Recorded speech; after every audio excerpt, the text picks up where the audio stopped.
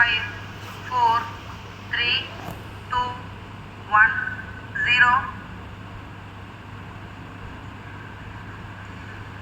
Plus 5 seconds. Lift off normal. Here we have a majestic liftoff of LVM-3 M4 rocket carrying India's prestigious Chandrayaan-3 spacecraft. Way to tracking. प्रज्वलन और सफलतापूर्ण उत्थापन LVM-3 M4 rocket का। यह भीमकाय rocket आसमान को चीरते हुए अपनी भयानक दहाड़ से चारों ओर कंपन उत्पन्न कर रहा है। इसे हम यहाँ महसूस कर सकते हैं और यही दहाड़ है जो वैज्ञानिकों को रोमांचित करती है। LVM-3 के उत्थापन के साथ ही हमारे अंतरिक्ष यान चंद्रयान-3 की चंद्रमा की यात्रा प्रारंभ हो चुकी है। As the rocket is soaring through the clear skies, every second moving closer to the accomplishment of the most important milestone in its mission to moon. Every Indian witnessing the launch live is content with the feeling of watching history in the making.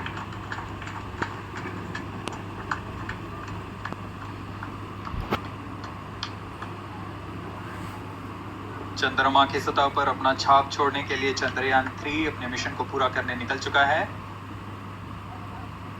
वर्तमान में दोनों S-200 step on booster सामान निष्पादन करते हुए अपनी निर्दिष्ट कक्षा की ओर बढ़ रहे हैं।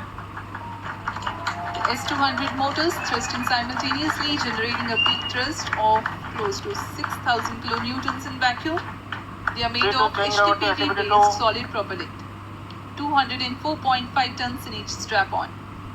Close to 2 tons of propellant being burnt each second.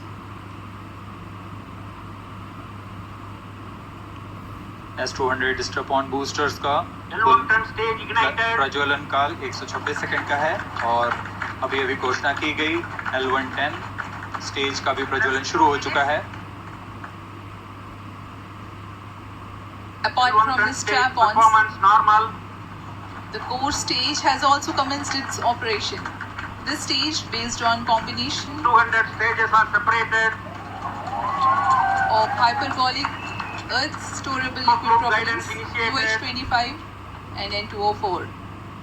Now the S-200s have been separated. घटनाक्रम के अनुसार इस यान से S-200 स्टेप-ऑन बूस्टर्स को सफलतापूर्वक पृथक कर दिया गया है। यह काम सेपरेशन मोटर्स की मदद से किया जाता है। इसके बाद L110 तरल नोदक पर आधारित और विकास इंजन के साथ यह चरण सामान्य निष्पादन करता हुआ अपनी उद्दिष्ट कक्षा की ओर बढ़ रहा है।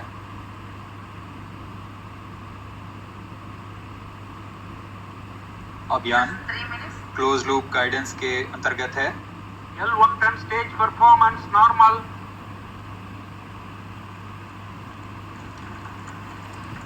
The trajectory of launch vehicle is closely following the prediction. Payload pairing separated.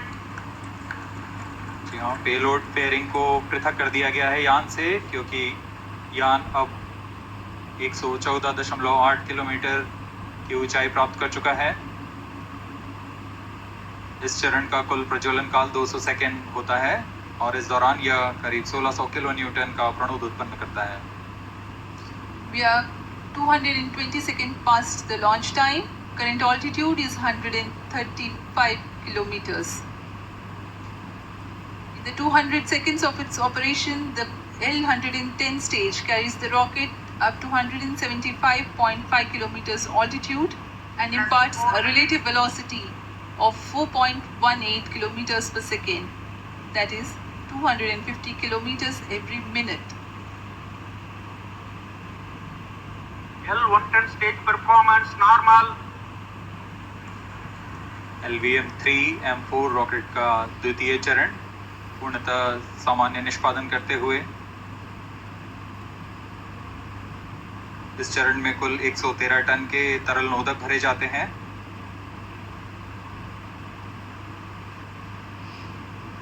N2O4 तथा UH-25 अर्थ स्टोरेबल प्रोपेलेंट को ईंधन के रूप में प्रयोग किया जाता है इस चरण में।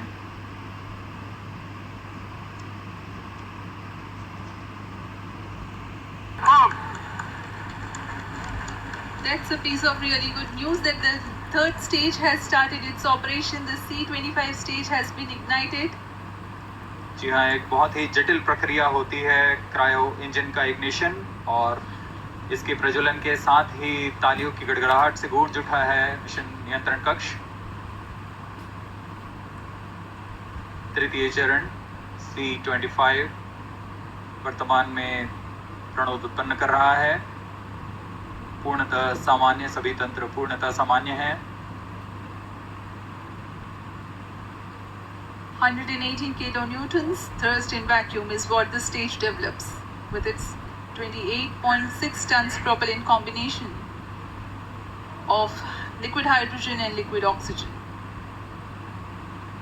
Present Cryo altitude stage is low. performance normal.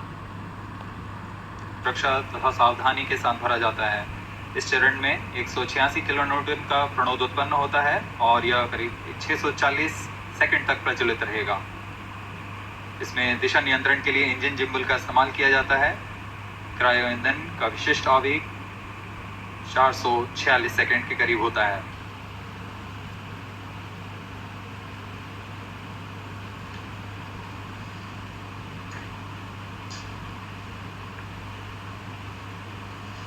Cryo stage performance अब आपको normal. पेलोड के बारे में जानकारी देते हैं। लैंडर मॉड्यूल्स पे कई वैज्ञानिक प्रयोगों के लिए पेलोड्स लगाए गए हैं।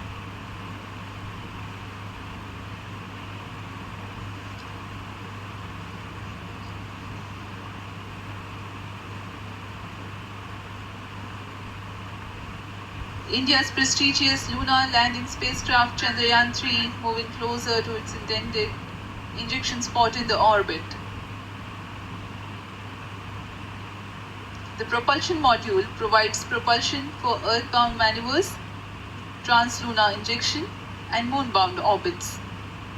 It also has a payload to study the spectral and polarimetric measurements of Earth and lunar orbit. The abbreviated name of the payload is SHAPE.